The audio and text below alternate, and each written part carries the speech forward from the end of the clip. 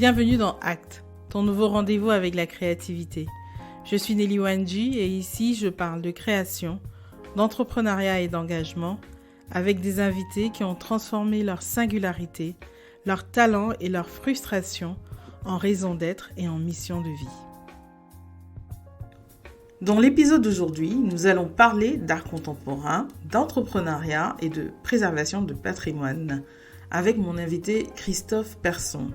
Christophe est une personne importante de la scène contemporaine africaine qui accompagne notamment sur les marchés de l'art contemporain africain à travers sa galerie basée à Paris qui porte son nom, Christophe Persson, et qui, depuis une dizaine d'années, a accompagné des institutions, des collectionneurs privés à constituer leur collection grâce à la revente d'œuvres d'art, ce qu'on appelle le second marché, notamment à travers deux entités, la maison de vente aux enchères Piazza, qui est basée rue du Faubourg Saint-Honoré à Paris, où Christophe et moi nous nous sommes rencontrés quand j'avais ma galerie éponyme avec ma société Moonlook.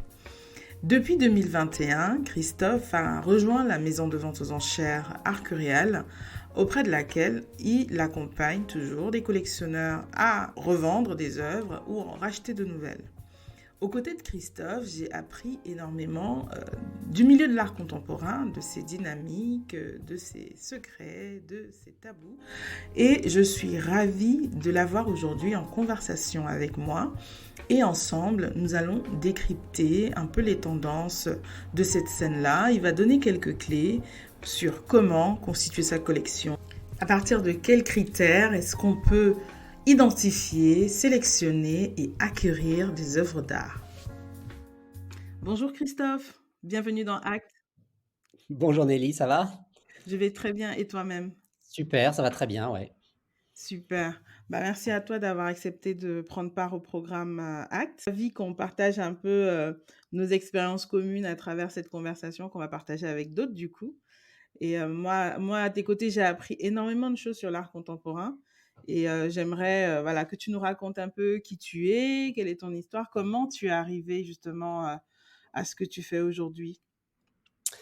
Alors, c'est vrai qu'on se connaît depuis 7 ou 8 ans, je pense, parce qu'on a été, dans 2 entreprises, qui étaient très voisines, puisque moi je C'est ça. travaillais à l'époque, chez Piazza, dans la maison de vente aux enchères et toi tu avais Moonlook, juste en face. Donc on avait l'occasion de Ouais, se voir assez ouais, souvent, ce qui était sympathique et je crois qu'on a eu l'occasion de faire des choses ensemble à cette occasion-là, d'ailleurs. c'est ça. Moi j'ai travaillé, en fait, avant de rentrer dans l'art, une dizaine d'années dans le secteur financier et une partie de ces années, je les ai travaillées, notamment à faire du fundraising pour, des projets dans les pays en développement. Suite à quoi j'ai décidé de changer radicalement d'orientation et j'ai fait une formation à Londres en art et business chez Christie's Education, en fait, qui est une filiale de la grande maison de vente internationale. Et en fait, l'époque à laquelle j'ai fait cette formation, c'était en 2014 et j'ai vraiment senti qu'il se passait quelque chose au niveau de l'art contemporain africain. Je l'ai senti notamment au travers de 2 événements qui ont lieu à cette époque-là. C'était le premier, la Biennale de Venise, qui était curaté par un commissaire d'exposition d'origine du Nigeria qui s'appelait Okui Ndezor, qui est décédé depuis, et donc qui Mhm. avait décidé de mettre à l'honneur en fait cette création africaine. Et puis dans le même temps, il y avait les débuts de la foire 154 qui a été créée par Touria El Glaoui à Londres. Et donc j'avais eu le Ouais. loisir de visiter ces 2 événements. C'était une grande chance évidemment, et donc de sentir qu'il se passait quelque chose autour de l'art contemporain africain. Et donc on était en train de basculer en fait vraiment vers un art qui était confidentiel, vers une production qui était vraiment très très désirable en fait pour les collectionneurs et pour les institutions. Et donc j'ai décidé à l'occasion de ce master que je faisais chez Christie's de concentrer en fait les différentes recherches que j'ai pu faire sur ce sujet. Et donc c'est là que D'accord. j'ai essayé de commencer à développer une expertise que j'ai eu la possibilité de mettre à l'œuvre en fait à l'occasion des ventes aux enchères que j'ai commencé à développer chez Piazza. Excellent. Excellent. Donc dans ton expérience, ça fait vraiment à peu près 10 ans et c'est l'âge de 154. Je crois que 154 fêtait ses 10 ans l'année Oui, dernière, qu'on a eu justement cette réémergence parce que je pense que c'est un peu des vagues aussi. cette, réémergence, de l'art contemporain africain sur la scène internationale. Je pense que ça a aussi été beaucoup poussé par la digitalisation, tu ne penses pas? Alors je pense que, c'est vrai que par abus de langage, on mélange un peu, écosystème de l'art africain et marché de l'art africain, ce qui sont 2 choses Mmh. complémentaires, mais qui restent différentes. L'art africain, dans son la globalité, bien entendu, a toujours existé. La différence a été que depuis, une vingtaine ou une trentaine d'années, il y a eu, différents événements d'ailleurs qui, pour certains, ont eu lieu en Occident, qui ont promu en fait cette scène. Moi, ce que j'ai constaté depuis, une dizaine d'années et j'ai aussi essayé d'œuvrer dans ce sens, c'est que le grand chamboulement a été que jusqu'à une période assez récente, heu, le marché de l'art contemporain africain était plutôt, à destination de gens qui aimaient l'Afrique. Et donc, Mmh. s'agissant des occidentaux, ça allait être ce qu'on appelait un peu avant les expats, je ne sais pas si on utilise toujours ce terme, ou Ouais. alors des gens qui sont, dans des ONG, qui avaient l'occasion de travailler et en réalité qui achetaient de l'art, qui pouvait être du vrai art, mais c'était une population en fait qui voulait soutenir, l'art, enfin qui voulait soutenir La l'Afrique et les production. Africains. Mmh. Aujourd'hui, Mmh. on est dans un Mmh. paradigme qui est totalement différent parce que, les gens qui achètent de l'art contemporain africain, c'est parce qu'ils aiment l'art tout court et donc on n'a pas cette dimension de développement, de solidarité et cetera et je pense que c'est une bonne chose en réalité et donc Mmh. des collectionneurs qu'on pourrait, considérer avec une terminologie plus financière mainstream, en fait, ouvrent, des volets de leur collection à cette création et donc on peut imaginer évidemment que les potentialités de développement sont complètement décuplées compte tenu de cette nouvelle situation puisqu'en fait, les moyens financiers de ces collectionneurs mainstream qui s'intéressaient jusqu'à présent à l'art occidental et qui aujourd'hui s'ouvrent à l'art africain, mais disons aussi à l'art afro-américain, parce que parfois il y a les 2. Mmh. Eh Ouais. bien, c'est ce qui entraîne en fait, le développement exponentiel de ce marché. Donc c'est ça pour moi le grand changement en fait, c'est le profil de collectionneur qui est devenu qui est devenu différent et qui sont de plus en plus nombreux en fait.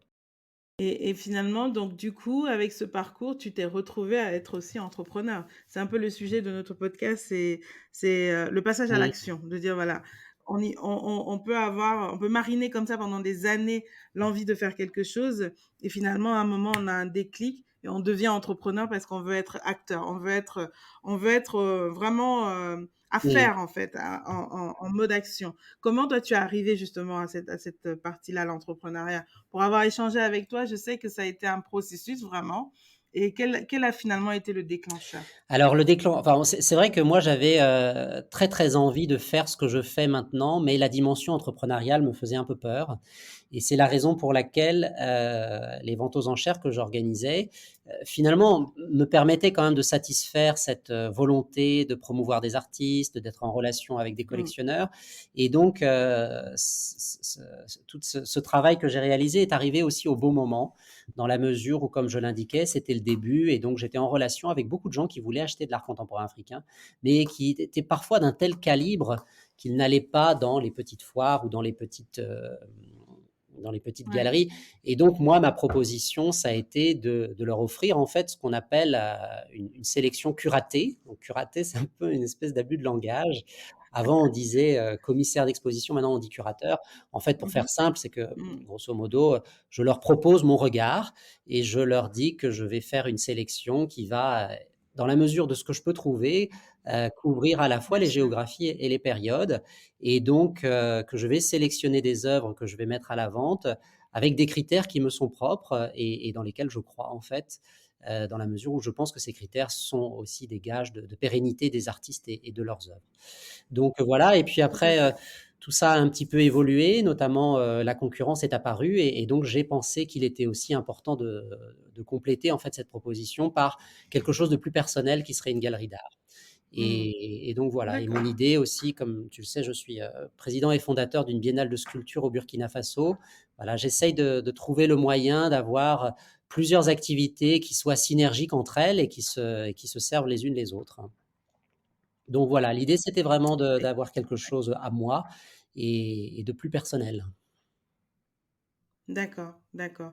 Donc du coup, c'est la galerie Christophe Persson Mmh. que tu as lancée il y a 2 mois Oui, maintenant, c'est juste ça, 2 juste, mois? en décembre. Ouais. Et quels sont les défis aujourd'hui de ces différents métiers? Parce que finalement, c'est aussi différents métiers que tu portes entre, d'un côté la biennale, de la sculpture avec, à Ouagadougou, de l'autre côté, la curation pour, la maison de vente aux enchères Arcurial et maintenant la galerie. Comment tu articules, ces activités et quels sont les défis auxquels tu fais face au quotidien? Alors vraiment, les défis, ils sont multiples, hein, parce qu'il y en a qui sont propres, au marché de l'art, j'ai envie de dire. Et puis après, il y a des défis qui sont plus, tous les défis que les entrepreneurs rencontrent.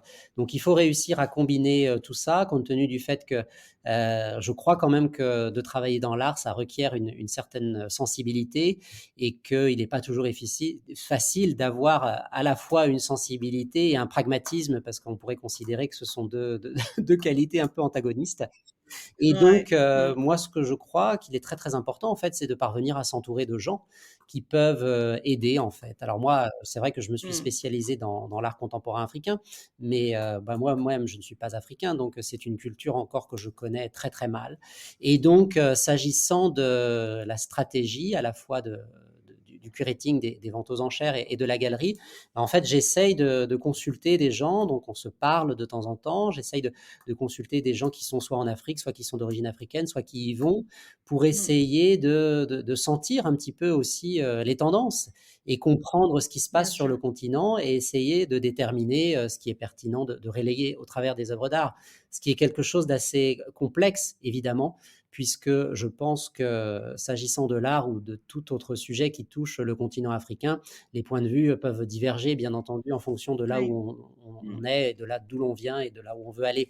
Donc en fait, il faut réussir à faire ce miel de tout ça et donc essayer de consulter au maximum en fait les gens auxquels je peux avoir accès et qui, pour nombre d'entre eux, sont très très bienveillants en fait avec mes initiatives. Donc c'est quand même aussi quelque chose de très enrichissant personnellement, en plus d'être utile professionnellement. Et ensuite, Oui. Oui. s'agissant des autres dimensions qui sont plus, liées à la gestion du projet entrepreneurial, la gestion de projet, je pense qu'il est très utile aussi de s'accompagner en fait, de professionnels. Alors la chance que l'on a dans ce secteur d'activité, c'est que, bien souvent les collectionneurs sont quand même des gens qui ont, avant de collectionner, eu une carrière successful, que ce soit dans les domaines, du marketing, du juridique, du commercial, Mmh. de la Mmh. gestion, de la finance. Et donc, pour peu qu'on se donne la peine de les contacter, c'est possible, je pense, de recueillir aussi des conseils de leur part, Mmh. en fait. Et donc, moi, c'est vraiment ce que j'essaye de faire. Ma structure est un peu trop petite aujourd'hui pour avoir une organisation de gouvernance qui soit très carrée et très structurée, mais je le fais un peu en soft, en réalité. Et donc, j'ai Ouais. Mmh. identifié autour de moi peut-être 8 ou 10 personnes qui, je vois, ont des compétences que moi je manque, dont je manque et pour lesquelles je ne peux pas recruter nécessairement des gens. Et donc, je les consulte en fait de façon un petit peu informelle pour essayer de recueillir leurs avis. Alors, j'ai ça pour des dimensions très particulières, par exemple celle des réseaux sociaux. Ça, c'est quelque chose qui aujourd'hui est indispensable dans tout commerce et particulièrement dans le nôtre, dans la mesure où l'image occupe une très très grande importance. Mais de gérer un compte de réseaux sociaux pour une La entreprise, c'est galerie. pas la Mmh. même chose que de faire Mmh. ses posts, les week-ends en fonction de ce qu'on a mangé ou Oui. de la piscine au bord de laquelle on est allé. Exactement. Et donc pour ce faire, moi j'ai quelqu'un qui est salarié, donc qui s'occupe de faire ça. Et en même temps, je connais, 1 ou 2 personnes qui sont spécialisées là-dedans et que je vois de temps en temps et on essaye, tous les 3 en fait de réfléchir en fait à la stratégie. Oui. S'agissant de la comptabilité, c'est un peu la même chose parce qu'en fait, il faut quelqu'un qui fasse le relais dans l'entreprise. Donc, il y a quelqu'un, en effet, qui est en relation avec le comptable. Il y a le comptable et ensuite, il est utile aussi de discuter avec des gens qui ont eu peut-être comme Une job, voilà, de expérience. faire Mmh. analyste financier Mmh. Mmh. pour essayer de voir comment piloter ensemble un peu les dépenses, les revenus, les ratios et Ouais. puis Mmh. m'aider à avoir quelques points d'alerte, par exemple, sur des choses, compte tenu du fait que c'est vrai que quand on se lance, on sent bien qu'on rentre en fait dans un processus de phase. C'est-à-dire Ouais. qu'il y a le Mmh. moment où il faut s'installer, on dépense beaucoup, c'est très inquiétant évidemment. Ensuite, il y a le moment où ça commence à démarrer, en fait, on dépense moins, mais l'argent ne rentre pas non plus et donc il faut, Ouais. voilà, être parfois rassuré auprès d'autres personnes qui sont plus, qui ont plus d'expérience d'entrepreneurs, qui vont expliquer que voilà, c'est normal en fait, il faut être un peu patient et donc Tout à fait. on se dit: «Bon, bah, voilà, tout ce démarrage va prendre selon les, heu, les gens qui vous conseillent. Certains vous disent: «Bon, il va falloir que ça prenne 1 an, 2 ans» et cetera. Donc c'est important aussi d'être rassuré et donc il Oui. faut essayer Ouais. de trouver des gens qui aident à sortir un peu la tête de la cagoule. Sinon, voilà, Oui. on regarde, la fin de semaine, la fin du mois et donc il faut parfois quand même un On est en accompagnement pour se panique. projeter, je trouve. Ouais. Ah, tu as parlé un peu justement de la différence entre, l'écosystème de l'art contemporain qui a toujours existé et le nouveau marché de l'art contemporain qui émerge depuis ces dernières années.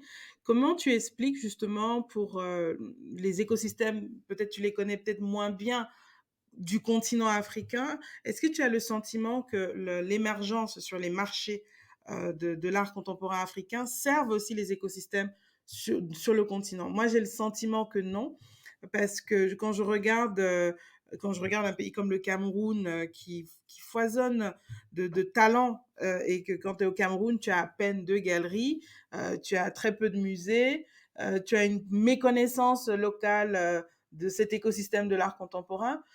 Qu'est-ce que tu penses qu'on peut mettre en place comme passerelle pour justement, rééquilibrer un peu Mmh. les choses? Alors je pense que c'est un petit peu, rude de toute façon de comparer, par exemple, le Cameroun avec la France parce que en Mmh. fait, il y a tellement de choses qui ont été faites en France depuis des centaines d'années que ça va pas nécessairement changer, au Cameroun d'un claquement de doigts. Comme tu sais, j'y étais au mois de juillet et Mmh. donc j'ai pu Mmh. rencontrer, des artistes dans leurs studios, j'ai pu rencontrer aussi, des galeries et donc et aussi quelques collectionneurs et je vois que quand même, il y a beaucoup de choses qui sont en train d'essayer de se mettre en place, mais dans un écosystème de l'art, plus développé comme on peut le trouver en Europe ou aux États-Unis. Bien entendu, il y a énormément de paramètres qui font que tout ça fonctionne. Je pense que la grande différence, de mon point de vue en tout cas, et qui est aussi, l'obstacle du développement du marché, dans plusieurs pays africains, c'est qu'il est difficile peut-être, sur le continent de percevoir la valeur ajoutée des intermédiaires. Mmh. Mmh. Et donc, il y a nécessairement une tentation de la part des collectionneurs d'acheter directement dans les studios et de la part des artistes de vendre directement dans les studios. En Alors moi, étant un direct. intermédiaire, Mmh. évidemment, j'aurais tendance à dire que nous sommes, indispensables, mais je pense que c'est quand même une réalité. Je pense qu'autour du travail de l'artiste, il y a énormément de médiation, de vulgarisation, de diffusion qui doit être faite qui doit être fait pardon, par les galeries et non pas par les artistes eux-mêmes et que je pense que ce travail, en fait, peut contribuer à la carrière de l'artiste.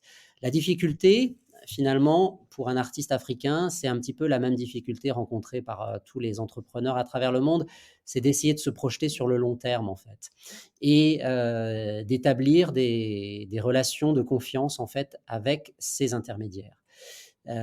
Et donc essayer d'identifier quel est, quand on parle de donnant-donnant, en fait, quels sont les bénéfices, pour chacun.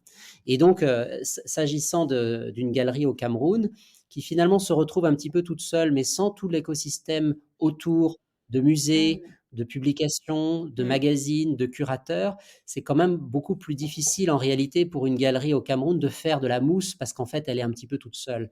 Alors qu'une galerie, parisienne. Bon, moi, je découvre totalement ce métier, mais je me rends compte qu'en fait, on a beaucoup de relais qui permettent de promouvoir Ouais. le travail de l'artiste et en fait, je suis pas du tout tout seul pour ce travail-là, mais je peux m'appuyer sur, des journalistes que je connais qui vont, publier des Ouais. articles et qui vont faire la promotion des artistes. Ça, c'est un peu la méthode traditionnelle, mais aujourd'hui, avec la nouvelle économie, il existe tout un réseau en fait de ce qu'on pourrait appeler un peu comme dans la mode d'influenceurs qui viennent dans votre Ouais. galerie, qui Mmh. font un reportage photo, un reportage vidéo et donc qui diffusent tout ça auprès d'un réseau de contacts intéressant pas nécessairement que des acheteurs, mais Ouais, aussi, des leaders d'opinion qui vont diffuser tout ça, qui ouais, peut-être vont vous permettre, indirectement de toucher un curateur, qui va vous permettre de rentrer dans une grande foire, ou alors qui va vous permettre de rentrer dans une institution,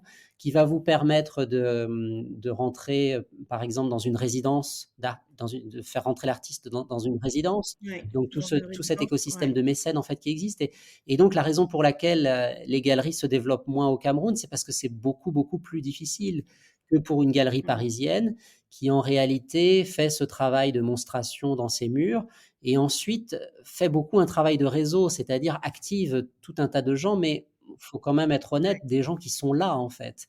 Et donc, ils sont là pour ça. On peut les contacter sans trop de difficultés. Donc voilà, voilà, c'est pour ça que je veux dire, c'est compliqué de se dire, bon, les galeries camerounaises, il n'y en a pas beaucoup, elles réussissent moins à faire ce que font les galeries françaises, mais les galeries françaises sont tellement plus soutenues par tout un écosystème ouais. que la comparaison est difficile, ouais. Et justement, dans cette vision de soutenir un écosystème, bon, tu te rappelles, il y a quelques années, quand Emmanuel Macron a pris le pouvoir, il y a eu ce gros sujet sur, le retour des œuvres, qui avait été, voilà, amené en Europe, pendant la traite négrière notamment. Et ce questionnement aussi de oui, si on retournait les œuvres, où est-ce qu'elles iraient? Est-ce qu'elles seraient bien préservées?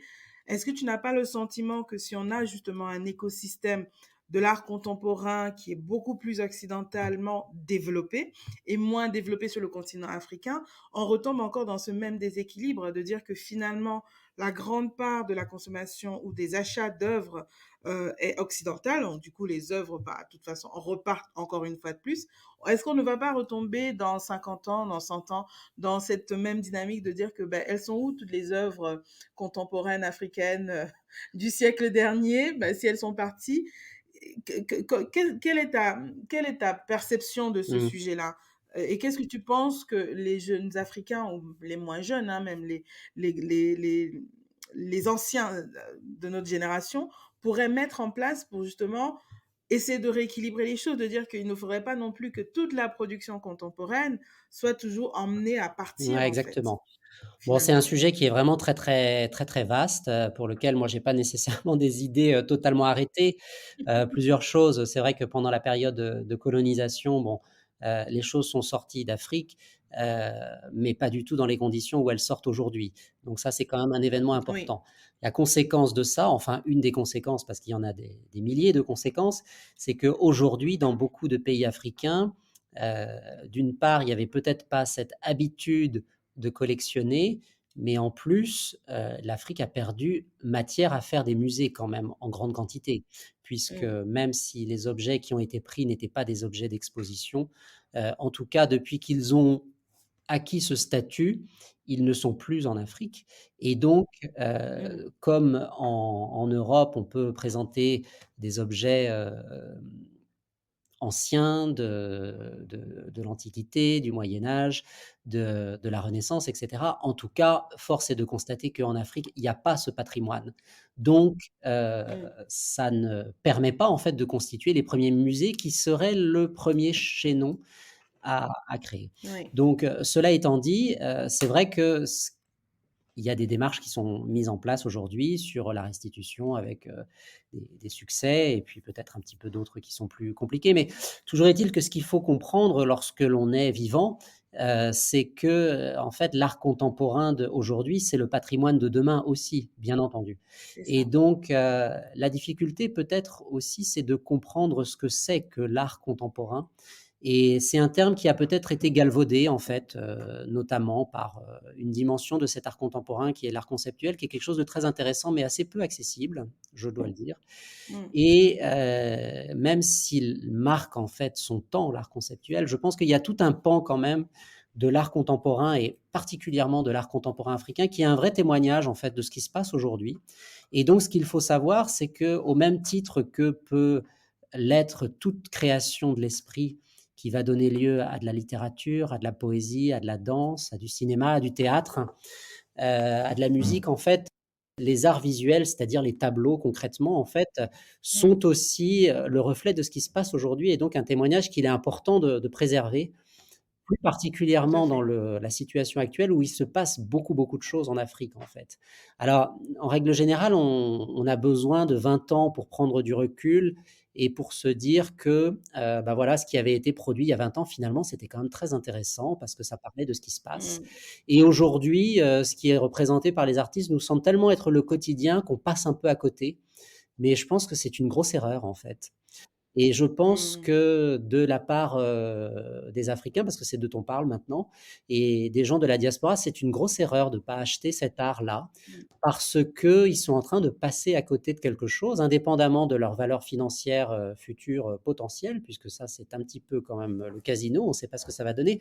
Mais en tout cas, Mmh. ce dont on est Mmh. certain, c'est que ça parle de ce qui se passe aujourd'hui et donc que ça aura une valeur patrimoniale indéniablement à l'avenir. Et c'est vrai qu'aujourd'hui, on se trouve dans une situation où, pour faire simple, l'Afrique est à la mode et donc beaucoup de collectionneurs occidentaux achètent de l'art contemporain africain, j'ai parfois envie de dire à tour de bras. Et c'est vrai qu'on ne voit pas assez d'Africains qui en achètent et je pense qu'ils vont le Oui, oui. regretter certainement dans 15 ou 20 ans Mmh. Mmh. parce que, voilà, d'un point de vue aussi investissement, il y a beaucoup de gens qui ont fait de l'argent sur ce marché de l'art contemporain africain parce qu'ils en ont acheté. Ouais. C'était beaucoup quand même des Mmh. occidentaux. Mais est-ce que tu ne penses pas qu'on est aussi dans cette situation parce qu'il y a une forme de méconnaissance et que les métiers, par exemple, que tu as énumérés tout à l'heure, qui constituent les métiers de l'écosystème, que ce soit dans la médiation, dans la valorisation, dans la promotion, que ce soit ces grandes biennales internationales qui font la promotion de la création contemporaine, c'est aussi cette absence de cet écosystème dans la culture même africaine qui fait qu'il y a une forme de méconnaissance de la nouvelle génération. On va dire qu'aujourd'hui, peut-être avec Internet, ça c'est une fausse excuse. Déjà avec Internet, on peut visiter des grandes foires depuis chez soi sans même voyager. Mais est-ce que tu ne penses pas que c'est vraiment aussi ça, de dire que dans la culture africaine, fondamentalement, on n'a pas cette notion de collecter en fait des objets ou de collectionner des objets et on ne l'a pas on ne nous l'a pas appris en fait, on n'a pas appris à le faire. Quand je regarde que ce soit ma famille ou des familles que je connaîtrais au Cameroun, c'est quelque chose de très récent, de très nouveau. Pourtant, les photos à la Malik Sidibé, on en a tous chez nous, quoi. Mais on n'a jamais vraiment envisagé que ce soit de l'art et qu'il y a un écosystème financier autour de ça. Et je pense qu'il y a aussi cette part d'éducation à faire auprès justement de la diaspora qui pourrait aujourd'hui avoir les moyens de commencer à acheter des œuvres. Il y a vraiment cet écosystème à construire autour d'eux pour les accompagner à comprendre le pourquoi en fait. Parce que je pense que ça commence par pourquoi est-ce qu'on devrait acheter des œuvres tout Mmh. court, quoi. Oui, oui, exactement. Alors moi, c'est aussi, une question que je me pose depuis des années. Pourquoi est-ce qu'il y a moins cette, volonté de collectionnite en fait, en Afrique alors qu'il y a ça dans beaucoup d'autres pays depuis des millénaires? Donc c'est vrai que ce sont des cultures différentes, mais aujourd'hui, ce qu'il faut comprendre, c'est que dans un monde, globalisé, en fait, les œuvres d'art sont aussi un objet quand même de soft power, comme on dit, et donc Mm, il est indispensable de s'y intéresser au même titre que des questions qui sont peut-être nouvelles pour tout le monde, qui sont ces enjeux environnementaux. Pour moi, c'est un petit peu la même chose. Le monde évolue, ouais, apporte des nouveaux enjeux, et donc ensuite à chacun de choisir est-ce qu'on s'en saisit ou est-ce qu'on passe à côté. Et donc voilà, c'est la même chose. Le changement climatique, on en parle depuis peu de temps maintenant. Il faut s'en ouais, occuper en fait. On n'était pas habitué, on n'avait pas pensé que ça allait arriver, on n'imaginait pas que ça allait avoir des conséquences, mais aujourd'hui c'est le cas. Et moi j'ai envie de, c'est un drôle de parallèle, mais c'est un peu la même chose. C'est un nouveau paradigme qui arrive, et donc qui arrive avec la globalisation. Et tous les gens qui veulent faire partie de cette globalisation, alors bon, elle a des avantages et des inconvénients, mais bon, il semble quand même qu'on y aille tous. Et ben en fait, l'élément art, culture et patrimoine en fait partie. Et c'est quelque ouais. chose de très très important. J'entendais que ce matin, l'UNESCO voulait enregistrer une des villes ukrainiennes. Donc Ça veut dire en fait que ça touche tous les sujets et les sujets les plus dramatiques, même à l'occasion d'une guerre. En fait, on Oui, fait intervenir la valeur patrimoniale des choses pour oui, le préserver et en fait, c'est en ça que je vois que c'est aussi un parallèle avec les questions environnementales, c'est parce que ça nous touche tous et en réalité, un peu comme les problèmes environnementaux, il y a pas vraiment de frontières, en fait, pour ça, puisque c'est une mmh. espèce de bien immatériel. Les choses, pour certaines, sont localisées quelque part, mais en fait, c'est quand même quelque chose, voilà, qui se diffuse de façon globale. Oui, je suis totalement d'accord avec toi et je pense que c'est bien de le préciser, de dire que une grande part aussi de la constitution de l'identité, que ce soit une forme d'identité nationale ou une identité personnelle, passe aussi par la connaissance de toutes ces idéologies.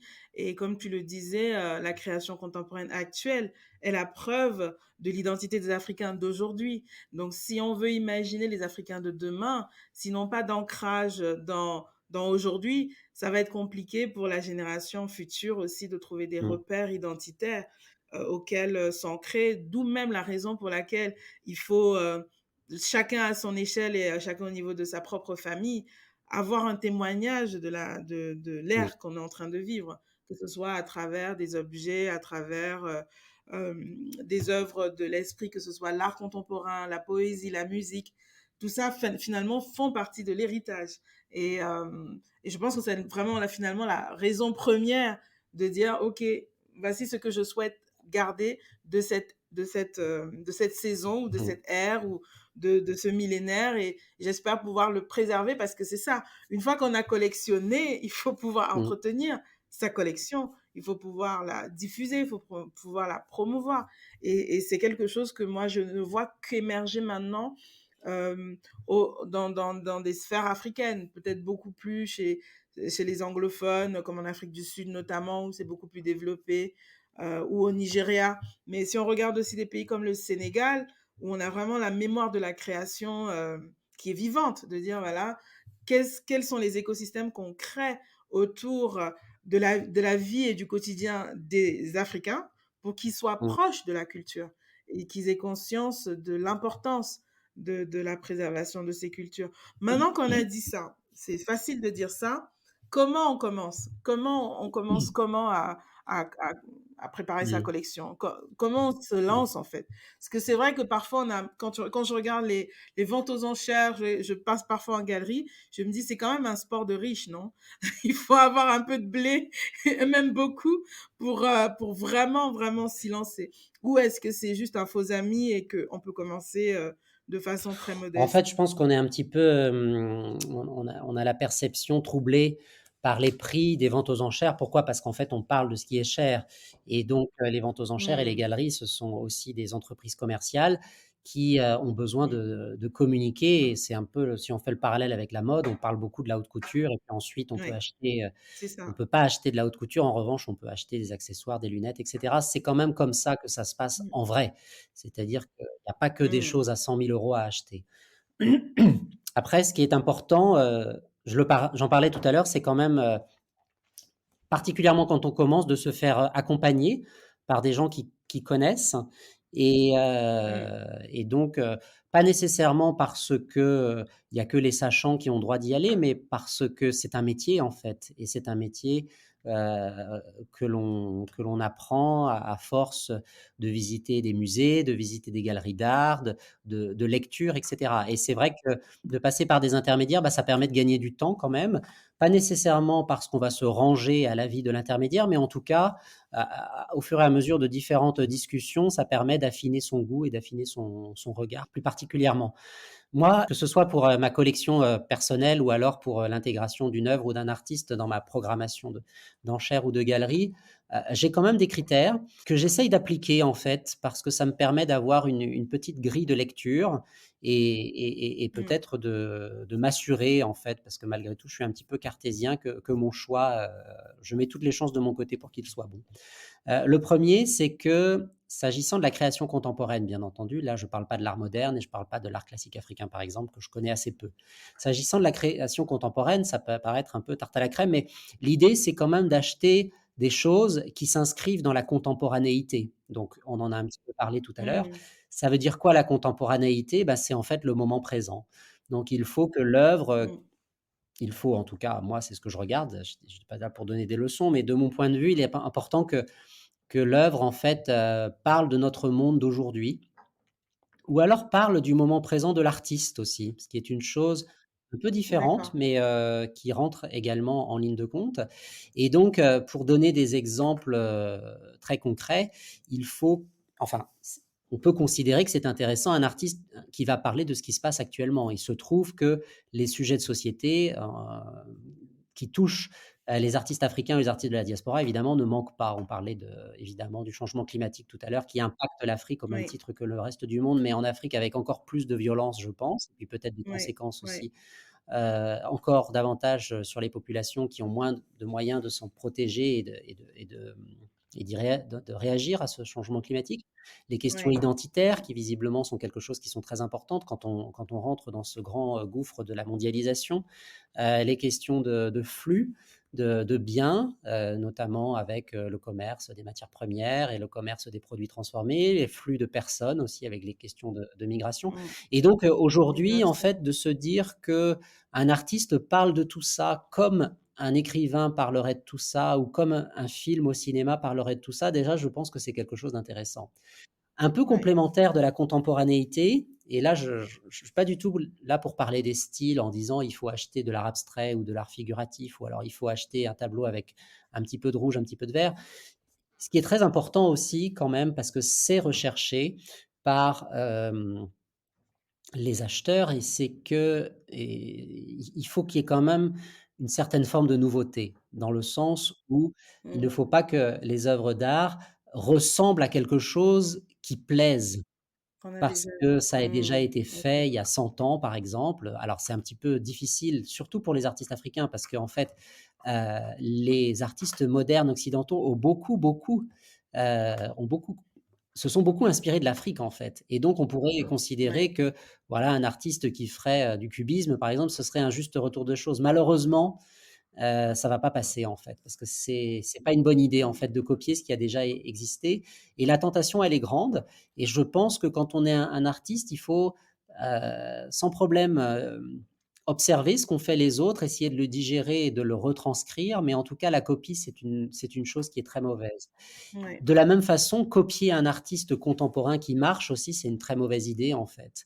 Parce que, le marché aujourd'hui, il est plutôt occidental et les occidentaux, ils aiment vraiment pas ça du tout, en fait.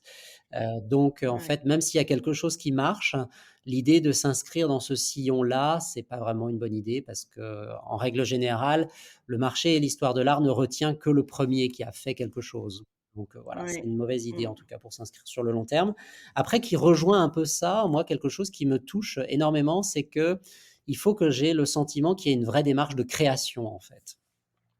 Ce qui fait la Ouais. différence entre l'artiste et l'artisan, c'est que l'artisan, il va essayer de répéter pour maîtriser à la perfection un geste ou un résultat. L'artiste, les frontières parfois sont un peu ténues, mais de mon point de vue, l'artiste doit quand même créer quelque chose qui doit venir, plus de son cœur que de sa tête, je pense et donc Ouais. être, une éponge à son environnement, ça c'est la notion de contemporanéité et puis essayer de vraiment créer quelque chose et donc je pense que la nature humaine et la psyché est ainsi faite que, en fait, quand on crée, on copie jamais, en fait. Je pense que les Mmh. ressources, humaines sont telles que dès qu'on se lance dans une démarche de création, on va faire quelque chose de singulier. Je pense que c'est De impossible nouveau. que Mmh. la richesse, du cerveau et de la psyché humaine, fasse quelque chose qui a déjà été vu, en fait. Donc, c'est difficile pour un artiste parce qu'il faut chercher, chercher, chercher à l'intérieur de soi pour produire quelque chose d'intéressant, en fait. Et en fait, quand c'est une création pure, en règle générale, c'est intéressant. Donc ça, c'est un pari qui est pas très risqué, en fait, de créer pour de vrai, de mon point de vue. Et puis après, c'est quelque chose qui va paraître un peu, plus subjectif, mais en réalité qui l'est moins avec l'expérience de la visite, d'exposition. C'est un peu la synthèse, en fait, des 2 précédents, c'est de trouver un art qui touche, en fait, qui vous touche au cœur.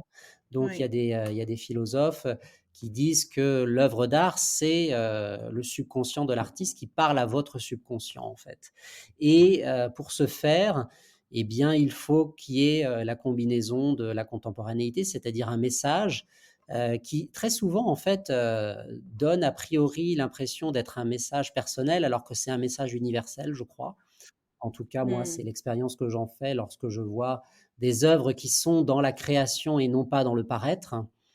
Et donc en fait, il faut que le travail que l'artiste met dans son œuvre permette de mobiliser les énergies, en fait, du voyeur, enfin de l'observeur, de l'observateur.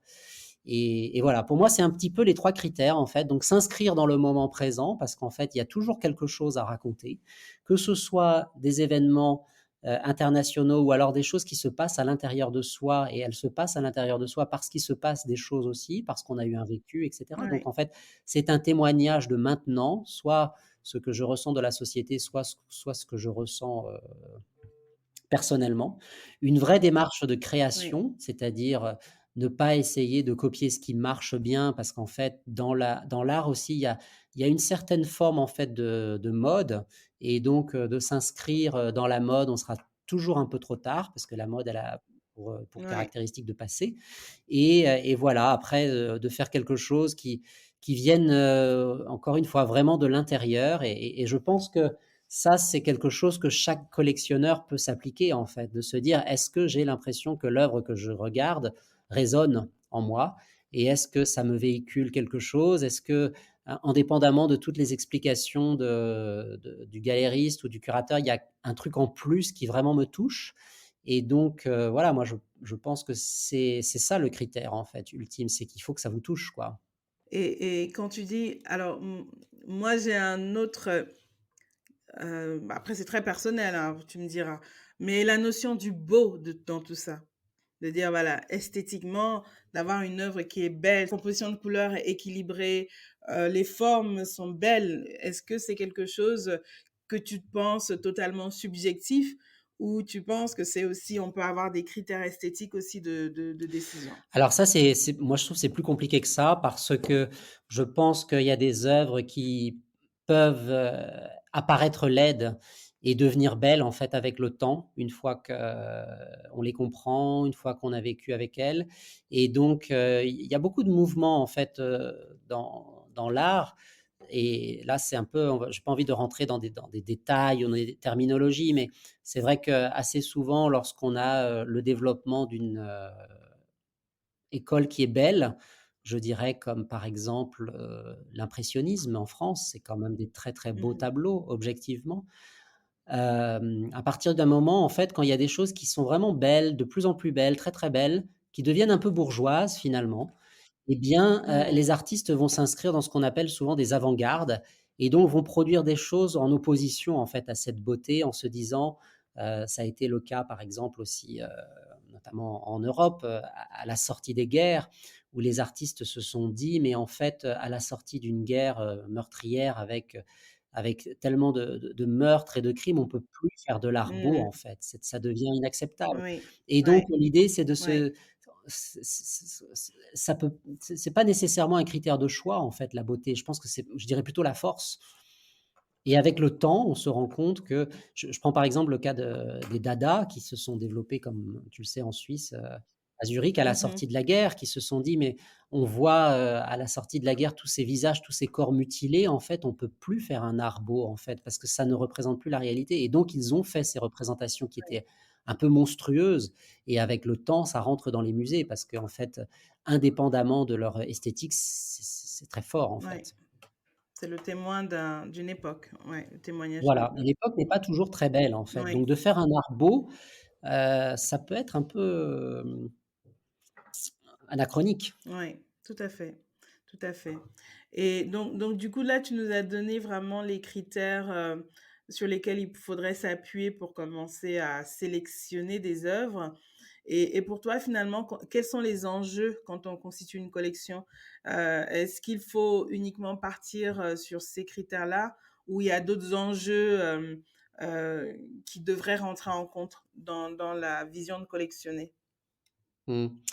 Alors en fait, oui, ça dépend un petit peu de l'objectif que l'on a. Je pense que même si on est très attaché à l'art, on a tous envie quand même d'acheter des choses qui ne vont pas perdre de la valeur. Mmh.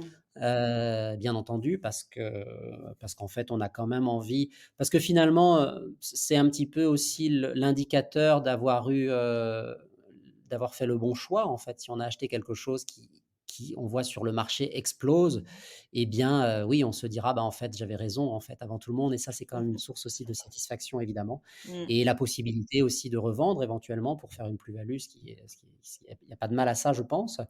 Et donc, ce qui va déterminer en fait, le succès, d'une œuvre, évidemment, c'est sa qualité intrinsèque. Donc ça, on en a parlé avec, ces 3 éléments en fait, de contemporanéité, création et de l'art qui touche. Et après qui contribue aussi beaucoup, comme dans toute industrie, c'est quand même, tout l'accompagnement de l'artiste Oui, et de l'œuvre. Et là, on peut utiliser le terme très vulgaire de marketing qui est fait oui, autour. tout à fait. Alors c'est un Ouais. marketing qui est très spécifique, bien entendu, qui, comme je vous l'expliquais, est grandement facilité pour une galerie occidentale parce qu'elle a tous les outils en fait pour le mettre en œuvre, à condition que les artistes soient pertinents. Et donc ces éléments de marketing, bah, ça va être la capacité de faire entrer cet artiste dans des institutions prestigieuses, là où l'œuvre va être de plus en plus vue et donc de plus en plus désirable. La possibilité aussi de trouver en fait ce qu'on appelait avant les commissaires d'exposition ou alors les critiques d'art, qui vont être en mesure d'expliquer le travail et d'en extraire un maximum d'éléments et d'informations importantes. Je pense que c'est particulièrement intéressant, mais aussi compliqué avec l'art contemporain africain, parce que je constate en fait que les œuvres, en fait, elles ont des sources d'inspiration multiples et donc qui vont être liées à la fois aux origines et aux trajectoires des artistes. Et s'agissant particulièrement des artistes de la diaspora qui, eux, ont quand même un accès hyper large en fait Ouais. au monde entier et donc qui vont faire une synthèse de tout ça dans leur travail et donc de parvenir à avoir un critique qui va être en mesure de comprendre en fait ses origines africaines avec toute cette spécificité qu'il peut y avoir de vivre dans une culture très particulière et tellement différente de la culture occidentale et voilà, de faire la synthèse entre ce qu'il a vécu quand il était en Afrique ou quand il y va et ce qu'il vit lorsqu'il est plus exposé en fait à ce marché en fait international. Donc ça, c'est quand même un travail qui est pas facile à faire et du coup qui est peu fait. Oui. Et c'est vrai qu'un des critères, à mon avis, de succès des artistes, c'est est-ce qu'on va réussir à interpréter en fait et à retranscrire la richesse de leur travail. Donc voilà, c'est tous ces éléments en fait de marketing qui vont contribuer aussi au succès de l'artiste en fait. Et c'est la raison pour laquelle je pense que moi, c'est un peu aussi ce que j'essaye de faire avec mon projet au Burkina Faso. Bon, comme on le sait, c'est quand même un pays assez compliqué d'un point de vue sécuritaire, Mmh. etc. Mais c'est important en fait d'accompagner aussi les artistes. Quand on est collectionneur, on peut aussi être collectionneur mécène, en fait. On peut être acteur de leur carrière et donc sans que ça devienne, voilà, une obsession, c'est quand même bien quand on achète un artiste d'essayer de le présenter à des amis, de le présenter à des galeries, de le présenter à des gens qui ont des lieux d'exposition et en fait, moi je vois pas l'art comme un investissement, financier, mais c'est quand même les mêmes ressorts qui vont contribuer au succès d'une Ouais. œuvre c'est-à-dire d'une production artistique ou d'un artiste. C'est comme lorsque vous investissez dans une entreprise. Si vous investissez dans une entreprise et que vous partez en disant goodbye and good luck aux dirigeants, bon, bah voilà, Ça va vous avez pas peu marcher. d'espoir. Ouais. Si vous êtes dans l'accompagnement de cette entreprise et donc que vous lui donnez des conseils, que vous lui donnez un accès à un réseau, bah, il a toutes les raisons de réussir Ouais. davantage. Donc, pour les gens qui le souhaitent, en fait, l'accompagnement de la carrière d'un artiste, c'est aussi un projet entrepreneurial qui peut être passionnant, je pense. Pourquoi? Parce que je pense que les artistes, enfin moi j'en ai toujours été convaincu, ce sont quand même des gens d'une certaine élite en fait. Ils sont une élite intellectuelle qui ont, par rapport aux gens qui sont plus normaux comme moi, quand même une capacité à saisir les choses Ouais, et donc c'est quand même un échange toujours très, très enrichissant parce que ce sont des gens très, très visionnaires, en fait. On ouais. l'a toujours vu. Mmh. Ce sont les artistes qui, lorsqu'on regarde rétrospectivement leurs œuvres, sont très souvent en capacité de prédire l'avenir, en fait. Donc voilà, je pense que c'est voilà, si on veut en fait que l'œuvre d'art qu'on a achetée prenne de la valeur, en fait, on peut y mettre du sien pour C'est cela. ça, c'est ça. En fait, c'est les efforts qu'on met qui vont permettre aussi que la valeur se crée finalement. Ouais, Exactement, ouais, tout à fait. excellent. Alors un dernier sujet avant de clore, notre conversation. Il y a toujours eu cette hésitation entre, le propos de dire, les artistes africains et les Mmh. artistes tout court et je pense que tu as souligné tout à l'heure aussi cette observation qu'on a tous aujourd'hui de dire que quand on prend par exemple un artiste, noir de la diaspora et un artiste, noir du continent africain, on a 2 productions totalement différentes parce que les réalités ne sont absolument pas les mêmes.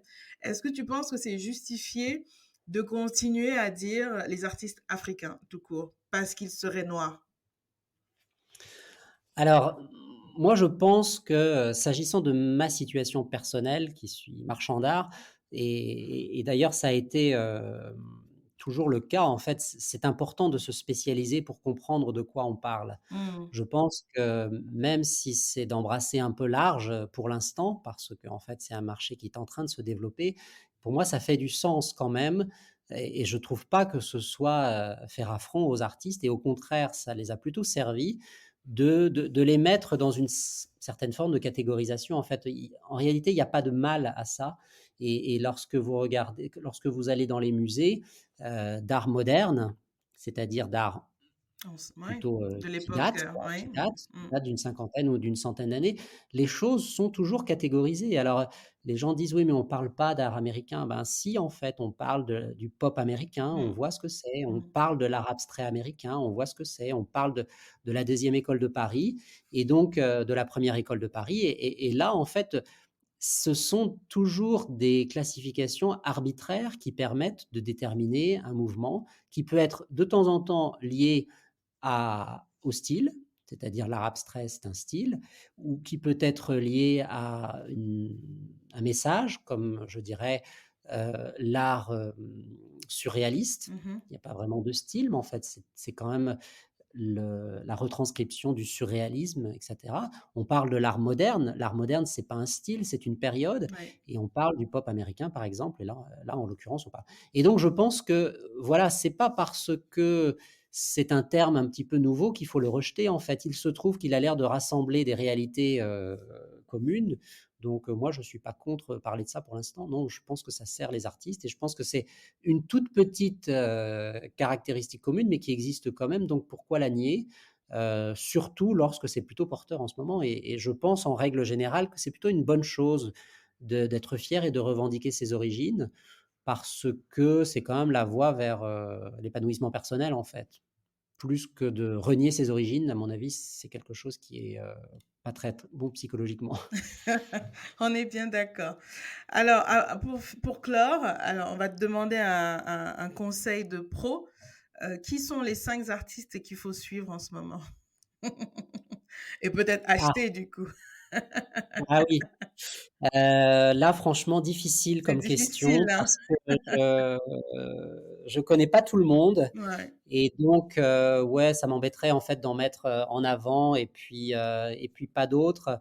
Hem, je pense qu'en fait, voilà, on va pas tous acheter les mêmes 5 artistes de toute façon, ça ferait pas de sens et du coup, pour que l'écosystème se développe, il faut qu'il y ait beaucoup, beaucoup d'artistes donc et voilà, si vous êtes quelqu'un qui aime pas le portrait, en fait, c'est un peu idiot d'acheter du portrait si Ouais, ça vous touche ouais. pas et si vous avez envie d'acheter de l'art abstrait, bah, faut acheter de l'art abstrait. Si vous êtes intéressé par les thématiques un peu plus mystiques, bah, vous allez pas acheter, une femme, qui est assise dans sa cuisine en train de en train de cuisiner.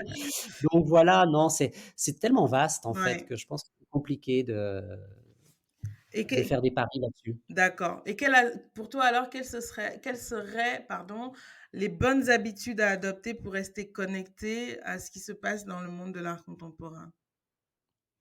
Il faut vraiment, voir en fait. Il faut Mmh. regarder, regarder, regarder. Il faut pas regarder que le contemporain en fait. Il faut tout regarder. Il faut aller dans les musées, et aller voir des expositions d'art moderne, des expositions d'art ancien, des expositions d'art classique africain.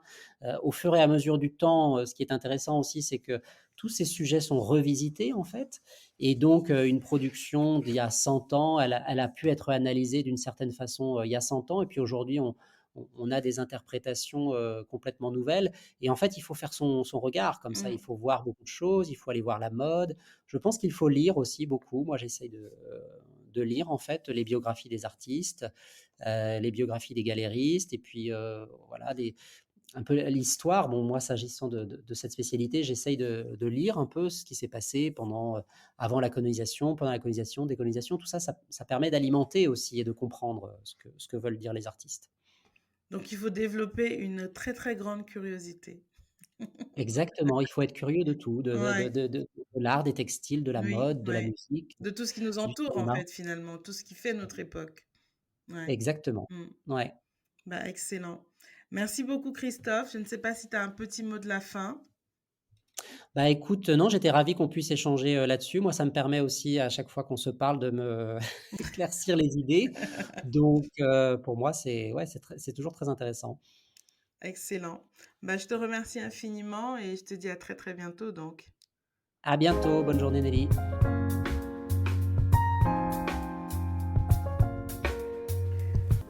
Quelques heures après l'enregistrement de cet épisode, j'ai appris brutalement le décès soudain de Thierry Barbier-Muller.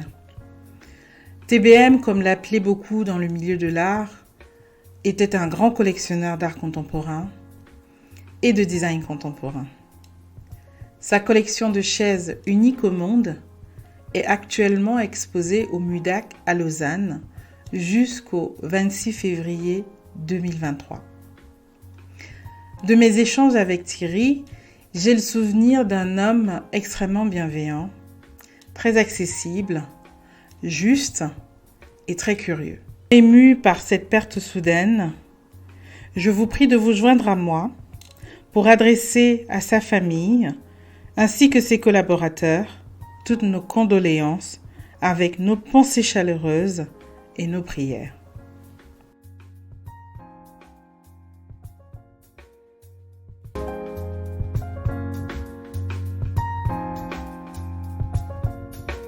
Si tu as aimé cet épisode, alors c'est à ton tour de passer à l'action et donner un coup de main. Pour cela, il suffit de noter le podcast avec une note 5 étoiles et un commentaire sur iTunes, Apple Podcast ou d'autres plateformes d'écoute pour permettre à d'autres comme toi de découvrir cet épisode plus facilement. N'hésite pas également à partager autour de toi avec tes amis, tes collègues et notamment sur les réseaux sociaux en me taguant pour me donner un vrai coup de boost. Si tu veux me contacter pour me poser des questions ou me donner tes feedbacks, n'hésite pas à aller sur le site www.nellywanji.com ou me joindre sur les réseaux sociaux, LinkedIn et Instagram de préférence, que je consulte régulièrement sur mon profil Nelly Wanji. J'espère te retrouver très prochainement dans la communauté ACT. Tu trouveras tous les liens et références de cet épisode dans la barre de description. À très vite.